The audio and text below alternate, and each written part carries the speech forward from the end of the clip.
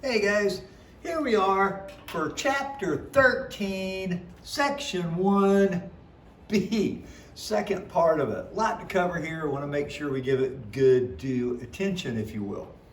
Your essential question: how does the Southern Oscillation affect weather in North America? You're wondering what the Southern Oscillation is? We're going to get to it pretty soon. First off, let's talk about prevailing winds. Now, we looked at the sun hitting the earth at the equator, more energy there, the fact that the earth rotates, causing things. Well, this directs our winds.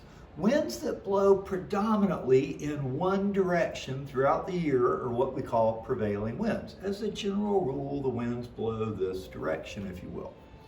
Because of the rotation of the earth, these winds do not blow directly northward or southward. That's what we'd sort of expect, right? It's rising at the equator and falling at 30, so you sort of expect a north-south wind, but the earth is spinning. And because it spins, the winds get deflected. In the northern hemisphere, they get deflected to the right, and in the southern hemisphere, they get deflected to the left as they're rising or as they're falling. They get deflected because the spin of the earth. Belts of these prevailing winds are produced in both hemispheres between the 30th north and south. So 30 north, 30 south of the equator, we wind up getting these belts of winds that we call the trade winds. So between 0 and 30, we have the trade winds. The trade winds blow from the northeast in the northern hemisphere, and they blow from the southeast in the southern hemisphere. Once again, because of how it's rising at the equator and falling at the 30s. At 30 it falls, some of the air falls down toward the equator, and at south falls up towards the equator, if you will. So this is what's causing those winds. Now, above the 30 or below the 30, if we're talking north or south, between 30 and 60, so 30 and 60 north, 30 and 60 south, we get the westerlies. In the northern hemisphere, the westerlies are southwest winds. The westerlies come from the southwest. And in the southern hemisphere, they are the northwest winds. Once again, opposite hemispheres, it's getting deflected in the opposite direction. Then at the very top and bottom of the poles, we get the polar easterlies from 60 south and below. The picture that we have here kind of showing it. So you can see this aspect as the air's falling down, it gets deflected. So if it's in the northern hemisphere, it's deflected this way. In the southern hemisphere, it's deflected this way. So we have the trade winds in the tropics. We have the westerlies in the temperate zones, and then we have the easterlies happening at the poles. Make sure you keep those winds straight, what their names are, and their rough directions. That's something that's going to come back for us to take a look at. These winds create large ocean circulation patterns. Ocean surface, or the surface currents of the ocean, are driven by these big wind patterns, and ocean currents have a huge effect on climate because water holds such large amounts of heat. You should have learned in physical science last year about high specific heat. Some things have a high specific heat, takes a lot of energy to warm them up, but then it takes a long time for them to cool down. Water is one of these such entities. So the movement of these surface ocean currents is caused mainly by the winds, which are caused from the rotation of the earth. And these surface currents distribute warm and cool masses of water around the world. And in doing so, they wind up affecting the climate, large-scale weather patterns around the planet. In other words, England actually stays unseasonably warm. It's at the same latitude as northern Canada or Siberia, but it stays reasonably warm. It even rarely snows there because the ocean currents carry the warmer water towards it. Now, in the Pacific, we have our Southern Oscillation.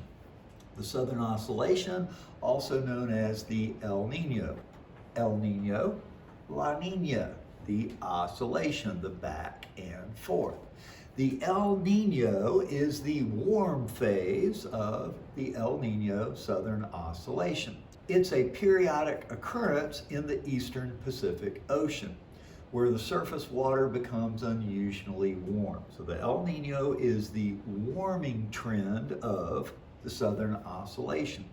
During the El Nino, the winds in the western Pacific are usually weak, and then they strengthen and push the warm water eastward.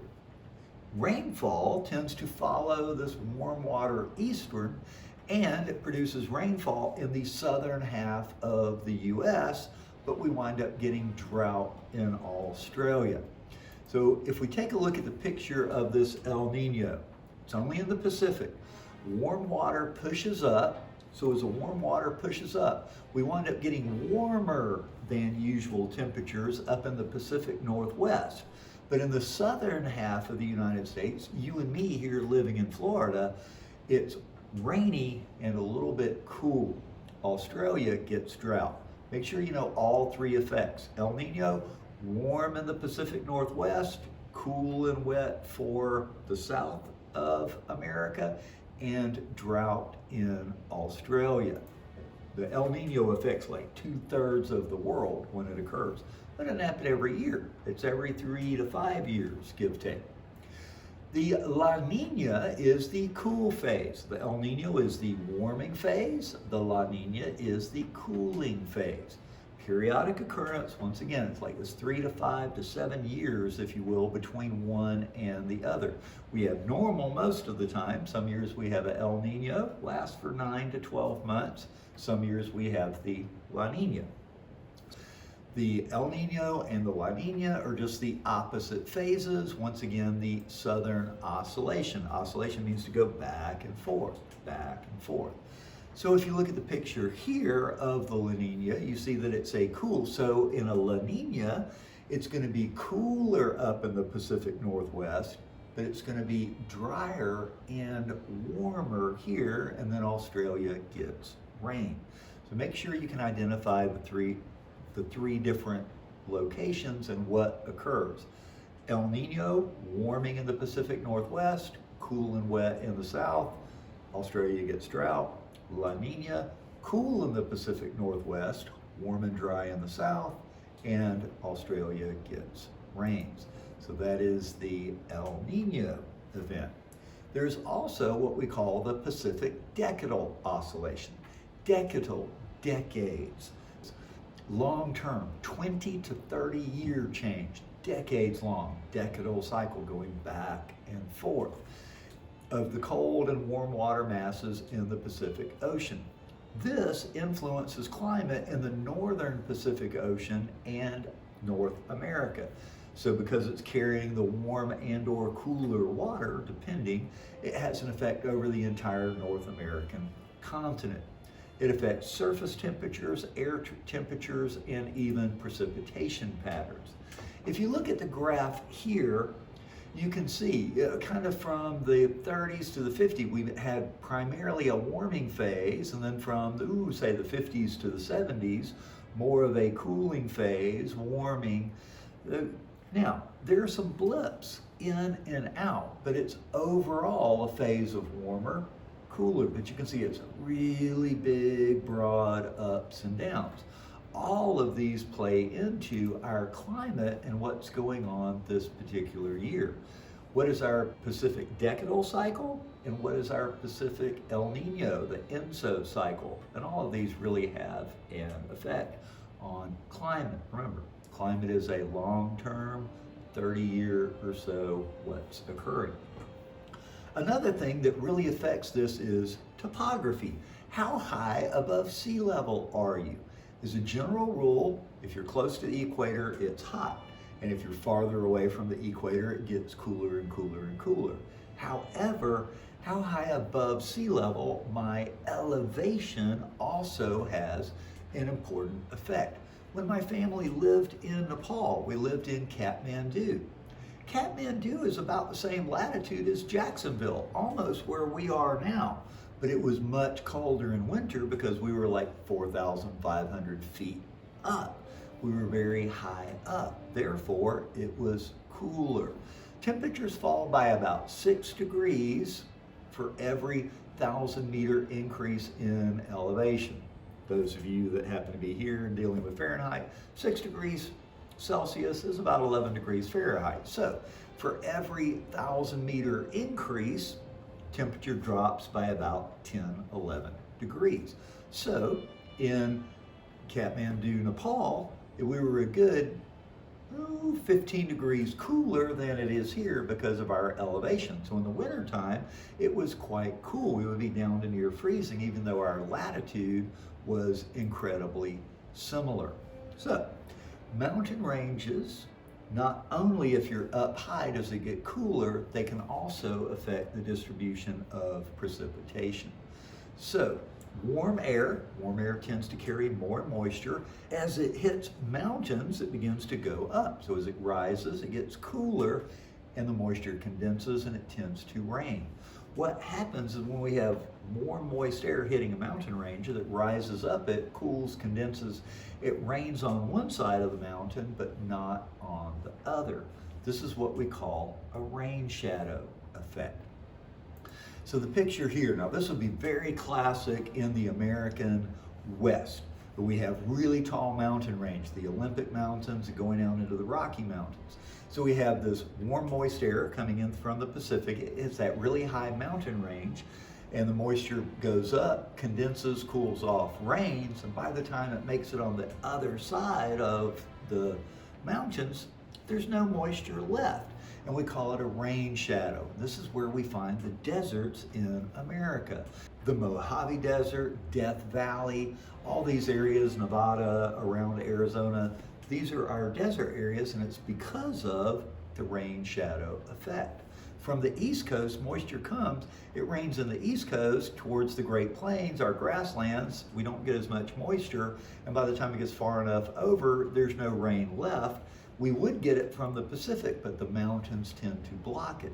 So we get this rain shadow effect, and mountains, not only do they cause the temperature to go down as you get higher, so it affects your climate.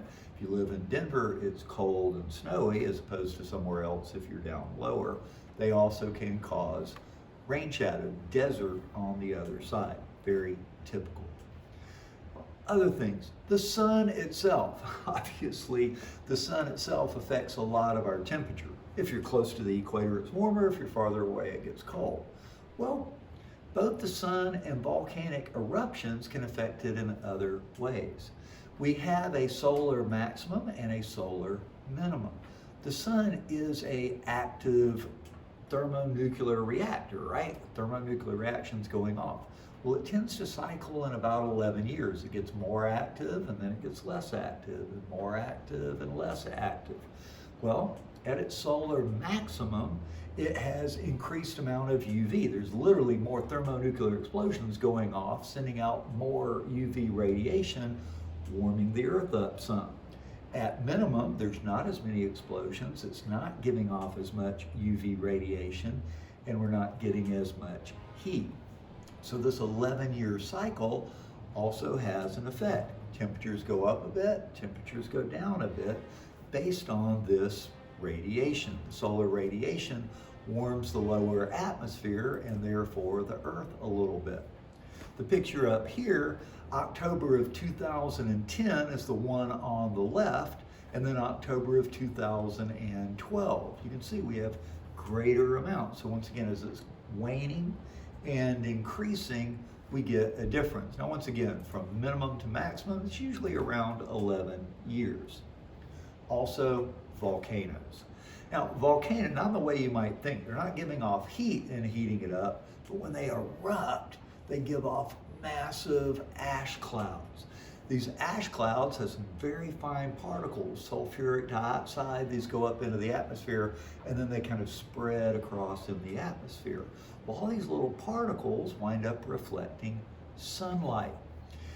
This sulfur dioxide that gets thrown up into the atmosphere from volcanoes can remain up there for as long as 3 years. Eventually, it settles out, but it can stay up there a long time. Now, this layer forms what we call a bright haze, and it reflects enough sunlight to cause our global temperatures to decrease. Now, it's not dramatic, but if we have 2-3 volcanic eruptions in the same year or within a couple of years, it's enough to make a noticeable effect. So these big plumes go up, spread out thin, but it's still reflecting sunlight. Our albedo, if you will, the amount of light that gets reflected, increases after we have volcanic eruptions, and this causes our temperatures to decrease ever so slightly. And of course, we have just our seasonal changes, right? The Earth is tilted towards the sun, so we have summer, we tilt away from it, and we experience winter. Because of this 23.5 degree relative to the plane of our orbit, all of this, we're tilted slightly, we wind up getting our seasons. And this affects our climate, obviously. Some people live in areas where they don't experience it near the equator, and they may talk about a wet season and a dry season. Other places, let's pick on, say, Virginia or Kansas, have classic spring, summer, winter, fall. Just depends on this tilt. Well, all of these have to do with our climate, our long-term weather patterns, and what we expect of the world around us where we are. Guys, that wraps it up for section 1. Take care, and we'll see you next time.